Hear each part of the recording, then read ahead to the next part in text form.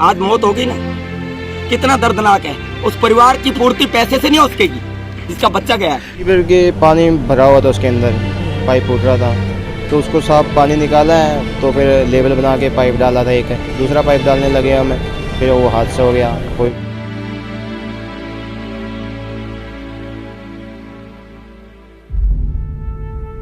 ठेकेदार ने आपको सेफ्टी क्या क्या दी थी? सेफ्टी बाकी कुछ नहीं थी सर, जेसीबी थी बस ओनली वहाँ पे।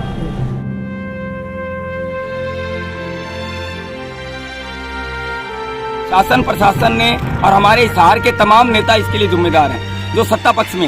मतलब हमें जो पुराने सीवर थे उनको निकाल कर नए वाला डाल रहे थे, क्योंकि सीवरेज का जब मुंह में और वो चला जाता है सांस में तो मुश्किल हो जाता है बचना, और ऊपर से उसके मतलब ये मिट्टी गिर गई। जो सरकार की गाइडलाइन नहीं मान रहे उन अधिकारियों पे, चाहे छोटा हो चाहे बड़ा हो, उन पे कानूनी कार्रवाई हो। जो दोस्तों सिविल हॉस्पिटल हिसार में है और इस सिविल हॉस्पिटल हिसार में एक बड़ा मामला आया है। महावीर कॉलोनी में सीवर जो डैमेज था उसको ठीक करते हुए सीवर की सफाई भी करनी थी, डैमेज भी करना था, लेबर लगी हुई थी, मजदूर बाहर का था, और काम करते हुए रात को एनजीटी की गाइडलाइन को धत्ता बताते हुए, कोई सेफ्टी कवच उनको नहीं दिया गया, सब चीज़ को धत्ता बताते हुए, सुप्रीम कोर्ट की गाइडलाइन को धत्ता बताते हुए काम करवाया जा रहा था, और काम करवाते हुए हादसा हुआ। 3 मजदूर दब गए और 2 गंभीर है जिनको निकाल लिया गया है, 1 मजदूर की मौत हो गई है। इस मौत का कौन जिम्मेवार है, कौन सुप्रीम कोर्ट की गाइडलाइन, एनजीटी गाइडलाइन की उल्लंघना कर रहा है, ये आपके सामने है।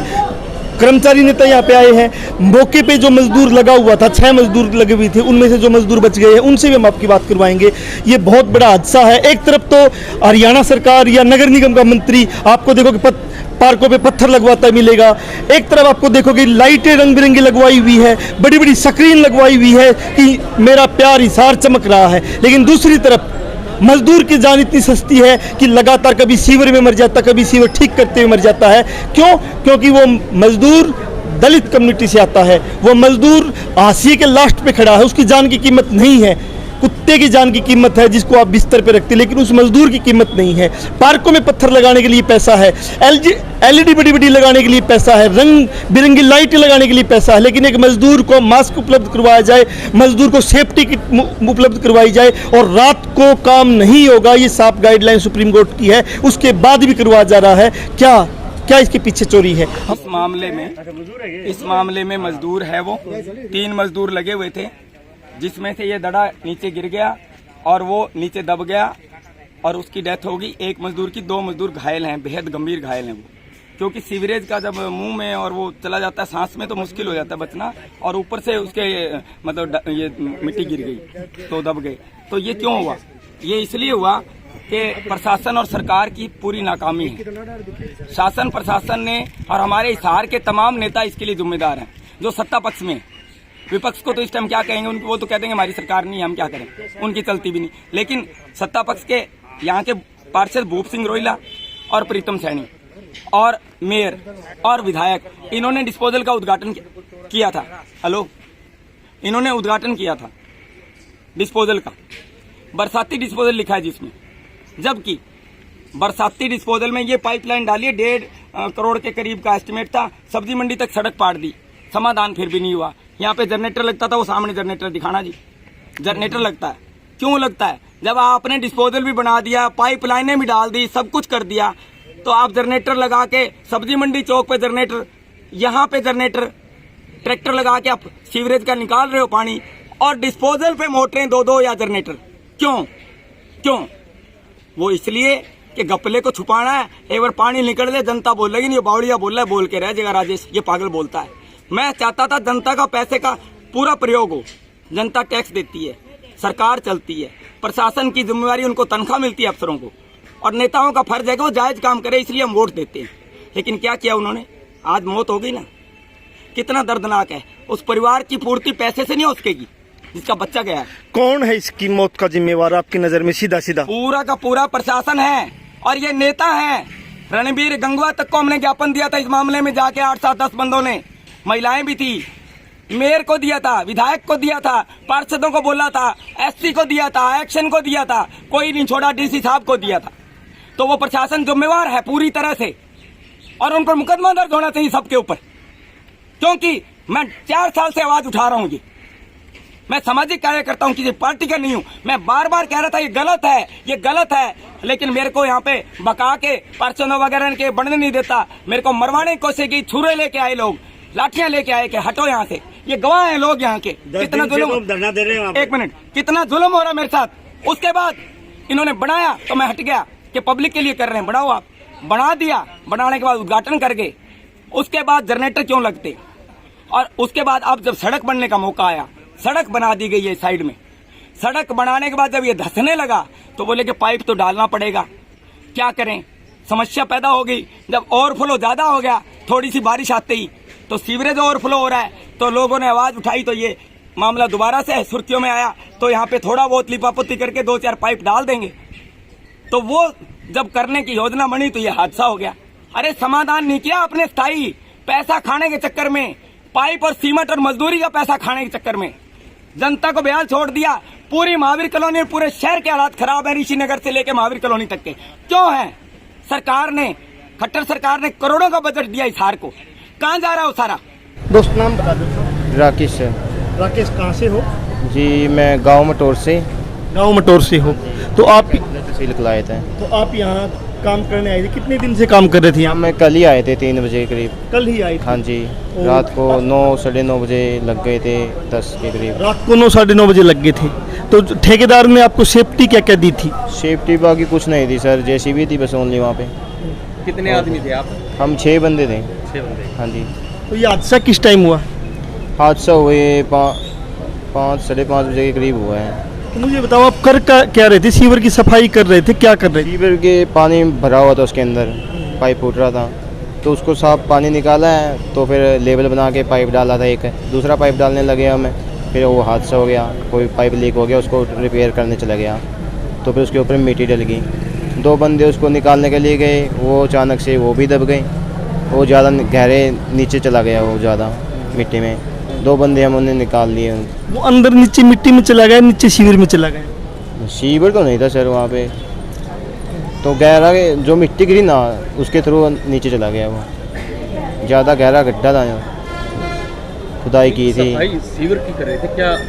सिस्टम नहीं, मतलब हमें जो पुराने सीवर थे उनको निकाल कर नए वाला डाल रहे थे। अच्छा, पुराने निकालने थे और नए डालने थे। हाँ, जो चल नहीं रहे थे वो। तो वहाँ पानी भरा हुआ था? हाँ जी, वहाँ पे पानी भरा हुआ था। मैं एक और चीज़ जानना चाहता हूँ कि जो वो ठेकेदार है वो था वहाँ पे? ठेकेदार तो नहीं था सर, हम ठेकेदार को जानते भी नहीं है बिल्कुल भी। आपको कौन लेके आया वहाँ से? है जो गंभीर हाल से घायल है ना, उनमें से एक है जो हमको लेके आया। तो मैं भी किसी के थ्रू आया था। पहले कितने दिन से काम कर रहे हो यहाँ पे? हम तो कल ही आए हैं सर। कल ही आए। और कितनी दिहाड़ी में आप काम करते हो? 500 रुपये बस। आपको ये मालूम नहीं, ठेकेदार ने नहीं बताया या सरकार के किसी अफसर ने कि रात को सीवर का काम नहीं किया जाता, हर काम भी सेफ्टी के साथ किया जाए? नहीं सर, ये सब कुछ नहीं बताया। कोई सेफ्टी वगैरह कुछ नहीं दे रखी? नहीं सही सर। सरकार का कोई उस टाइम कोई अफसर हो वहाँ पे? कोई ना, बस एक वो जो कैमरे वाला होता है ना, लाइन देखता है जो, वो था बस एक। तो कितनी देर बाद में एम्बुलेंस या खुदाई के लिए कुछ आए हैं, प्रशासन आया? फिर आगे थे 10-15 मिनट बाद। 10-15 मिनट आ गए। आपने सूचना किसको दी? सूचना बोले तो सर जैसे हादसा हुआ, हादसे होने के बाद हम तो सर निकालने में व्यस्त थे। हमको ये नहीं पता किसने कॉल की उसके बाद, किसने नहीं। जो ये जिसकी मौत हुई है उसके कितने बच्चे हैं, क्या शादी, मतलब कितनी उम्र थी? उम्र होगी सर 25-30 साल हो गए मेरे ख्याल से। 2 बच्चे हैं उसके, एक लड़कियां है 6 महीने की, एक लड़का है। आपके गांव से था? नहीं, मेरे गांव से नहीं था वो। कौन से गांव से था? वो करनाल साइड से था, ये नहीं पता कौन सा गांव है। करनाल की तरफ से था। तो आप उस टाइम ऊपर थे? क्या सर? आप काम करते बाहर खड़े थे आप? नहीं, मैं पाइप लेने के लिए चला गया था आगे। पाइप लेने के तो लिए जेसीबी वापस लेके आए हम, पाइप उठाया नहीं था जब तक, बस वहाँ पे पहुँचे थे। तो तो जैसे सीवर का जो कोई- पानी है, कोई मास्क की कोई मास्क वास्क कुछ नहीं दिया गया आपको? कुछ नहीं था सर, ऐसे ही लगे थे। इसका जिम्मेवार तो ठेकेदार है और पब्लिक हेल्थ के जो सीनियर जो अधिकारी है वो जिम्मेवार है जी। जबकि सुप्रीम कोर्ट की गाइडलाइन आए हुए भी कई साल हो गए, क्या उन्होंने इस गाइडलाइन को पढ़ा नहीं? और कितने हादसे हो चुके हैं हम बार बार कहते हैं कि भाई सीवर में ना उतारे, सीवर का काम जो है जो करोड़ों रुपया आप लोगों ने खर्च रखा है, बड़ी बड़ी मशीनें लाके ऑफिस में खड़ी कर रखी है, उनसे काम कराए। लेकिन ये अधिकारी अपने कमीशन के चक्कर में और ठेकेदार सरकार की चाटुकार लोग होते हैं, जो ठेकेदार होते हैं वो अपने फ़ायदे के हिसाब से एक गरीब आदमी की जान लेने का काम करते हैं। तो सुप्रीम कोर्ट की गाइडलाइन नहीं मानी जा रही है, जिसके कारण लगातार सीवर में हादसे होते रहे हैं। इसके लिए क्या किन अधिकारियों पे केस दर्ज होना चाहिए और आप लोग क्या मांग कर रहे हैं? हम तो यही कहते हैं कि जो सरकार की गाइडलाइन नहीं मान रहे उन अधिकारियों पे, चाहे छोटा हो चाहे बड़ा हो, उन पे कानूनी कार्रवाई हो। जो सुप्रीम कोर्ट की गाइडलाइन को नहीं मानता तो हम उसको यही कहना चाहेंगे कि भाई सख्त से सख्त धारा लगा करके उस अधिकारी को अंदर करें। सर, एक पूरा मामला ये बनाया जा रहा है कि खुदाई चल रही थी, मिट्टी ढह गई, लेकिन ये नहीं बताया जा रहा कि वहाँ सीवर थी और सीवर की सफाई रात को नहीं की जा सकती। साफ साफ गाइडलाइन है एनजीटी की भी। तो इस पे आपका क्या कहना है? क्या कोई पूरा मामला देखते हो? सीवरेज लाइन की सफाई के लिए यहाँ उसको डैमेज को ठीक करने के लिए जो खर्चा काफ़ी आता है, क्योंकि मशीनरी का प्रयोग करना पड़ता है। जैसा बता रहे हैं भाई, जो गाइडलाइन है सुप्रीम कोर्ट की, उसके अनुसार हम काम मैनुअल ना करें। उस खर्चे को कम करने के लिए ये लोग यहाँ के लोगों को ना बुला के बाहर की लेबर को लेके, जो नहीं जानते कि क्या क्या है, और एक पेट की भूख करती है कि हाँ वो करना पड़ता है। आप देखो 15-20 फुट खड्डा गहरा है, वो वहाँ लोगों को उतार दिया। उन्होंने मांग की कि मैं सेफ्टी बेल्ट दे दो जी। कॉन्ट्रैक्टर का जो मना कर दिया, कोई बेल्ट नहीं है, करना है करो वरना और लेबर काम कर लेगी। एक पेट की भूख करवा रही है। आज इसका ये नतीजा है कि वो एक युवा चला गया। ये जो युवा जिसकी मौत हुई है और 2 जो युवा घायल है, वो कहाँ के रहने वाले, कहाँ के लेबर? ये करनाल के वासी हैं जी। और जो रमेश नाम का युवक था, उसकी मौत हुई है। हत्या ही मानता हूँ, हत्या ही हुई है, मौत नहीं हुई, क्योंकि ये सिस्टम की देन है कि उसे मरना पड़ा। उसका बेचारे का 5 महीने का बच्चा है, युवा है 25-26 साल का, माँ बाप का बेटा चला गया, परिवार का मुखिया चला गया। लेकिन ये सरकार, ये प्रशासन लिपा पोती कर रहा है। अभी यहाँ अधिकारी आए हुए हैं, हमारी बात भी उनसे हुई है। एक्शन साहब बात की थी मेरे से कि आप यहाँ क्यों आए प्रधान जी? भाई क्यों ना आए हम यहाँ? बोले कर्मचारी नहीं था, इंसान तो था। वो कह रहे हैं हमें पता ही नहीं है काम किसने किया है। बड़ी अजीब बात है, कह रहे हैं हमें पता ही नहीं है काम किया किसने है। किस डिपार्टमेंट के अफसर जो ये कह रहे कि हमने काम किसने किया मालूम नहीं है, या आप क्यों लोग आए? जन स्वास्थ्य विभाग के एक्शन है मिस्टर नैन, वो ये कह रहे हैं हमें पता ही नहीं काम शुरू क्यों किया, इसने कब किया। तो आप यहाँ आए क्यों? फिर भाई आपको पता ही नहीं है तो हमें आप कह रहे हो आप मत आओ यहाँ, क्योंकि कर्मचारी नहीं है, तो आप यहाँ क्यों खड़े हो? केवल हिस्सेदारी और लूटपाट के अलावा कॉन्ट्रैक्टर को संरक्षण देने के लिए ये लोग यहाँ पहुँच रहे हैं, लिपा पोती कर रहे हैं। उस लाश को अभी तक किसी ने टच भी नहीं किया, कोई अभी कार्रवाई नहीं हो रही। और जो घायल हैं उनको आनंद भवन में यहाँ शिफ्ट कर दिया गया है। कहाँ ले जा रहे हो जी? बोले प्राइवेट में। लेकिन हमने पता किया अगर वो आप भेज रहे मेडिकल अग्रह में, हमने यहाँ विरोध किया, अब उसको ले गए हैं प्राइवेट अस्पताल में, शायद सपरा में ले गए हैं। तो ये बार बार हो रहा है, कोई नया काम नहीं है, लगातार अच्छे हो रहे हैं। ये संगठन की मांग पे आंदोलन के बावजूद भी कोई इस पर सीरियस नहीं है। केवल होता यही है कि आखिर में लिपा पोती और लाश का मोल भाव होता है। आप देखिए पीछे जो जलेबी चौक है, वहाँ अच्छा हुआ था सीवर में, हमने बात की, वहाँ प्रश्न पहुँचा, हमारी वार्ता हुई लंबे दौर की, और वहाँ वो ये कह रहे हैं कि आप पैसे ले लो जी, 10 देते हैं, 12 देते हैं, 15 देते हैं, मतलब एक लाश की कीमत केवल कुछ चंद रुपये है। ये नहीं है कि जो परिवार बच्चा गया वो क्या करे परिवार, उनका आगे विषय क्या है, कोई चिंता नहीं है। एक मर गया और आ जाएगा, और मर जाएगा और आ जाएगा। आपका सीधा सीधा आरोप ये है कि हादसा जब भी होता है तो प्रशासन कहता है कि पैसे ले लो, लेकिन जिसके कारण हादसा हो, जिसने सुप्रीम कोर्ट की गाइडलाइन नहीं मानी है, उन पर कोई कार्रवाई नहीं है। हाँ यही है जी, मान लो बोली लगा दी जाती है, लाश की बोली लगाते हैं, 12 दे देते हैं, 15 देते हैं, आपके बच्चे को कौशल में लगा लेंगे, डीसी रेट पे लगा लेंगे। बोली लगाने का अधिकारी काम करते हैं और उस ठेकेदार को बचाते हैं और खुद भी बचते हैं। हम कहते हैं कि भाई हमने उच्च अधिकारी और मतलब सरकार की जो मंत्री है उनसे भी ये मांग रख रखी है कि भाई ये हादसे हो रहे हैं जी, आपने करोड़ों की मशीन ला रखी है, इन पे काम नहीं कर रहे अधिकारी, जो अधिकारी इन मशीनों पे काम नहीं करवाता उन पे कार्रवाई कीजिए। लेकिन सरकार और अधिकारी मिले हुए हैं। सरकार कौन चलाता है? अधिकारी। अधिकारी कौन है? सरकार। तो सरकार और अधिकारी दोनों मिले हुए हैं। ठेकेदार इनके चाटुकार होते हैं जिनको ये ठेका देते हैं, तीनों की मिली अभी एक हादसा हुआ है, इसमें आप कर्मचारी यूनियन कहाँ तक लड़ेगी? आपकी मुख्य मांगे क्या रहेगी कि किन किन लोगों पे केस दर्ज होना चाहिए और क्या आगे भविष्य में रहेगा?